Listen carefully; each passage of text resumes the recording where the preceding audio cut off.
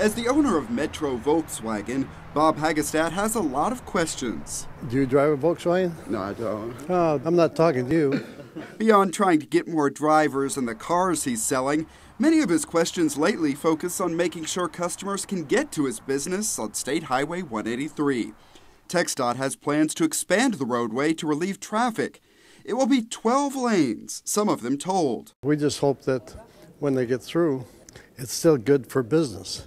While TxDOT tackles the highway project, the City of Irving is working to make sure the land around 183 is also improved. The specific goal is to have a higher quality of development along that corridor than what we saw developed back in the 60s and 70s when 183 was first developed. The city is recommending guidelines for businesses to follow. The types of landscaping that be required, the types of land uses that be permitted, the way the buildings look, the way the sites are designed.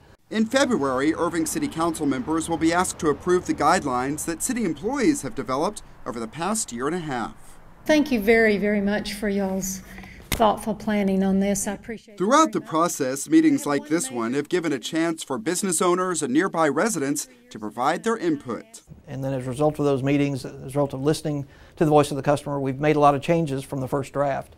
Compromises have eased rules for vacant properties, overhead utility wires, and car dealers. We have worked with them to establish standards that they're comfortable with.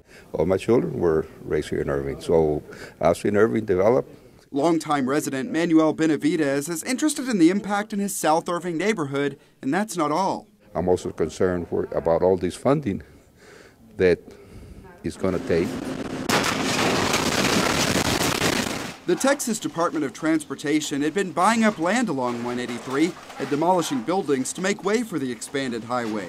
But as far as other work goes, well, currently there is no funding for the actual construction of the highway itself.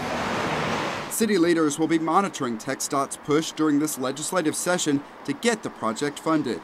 At this point, it's impossible to say when highway construction will begin.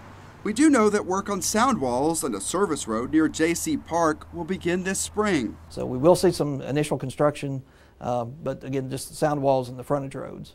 In the meantime, residents and business owners seem optimistic that the city's work to improve the land along State Highway 183 with consistent development guidelines will make a difference. Hopefully this will bring new business to Irving.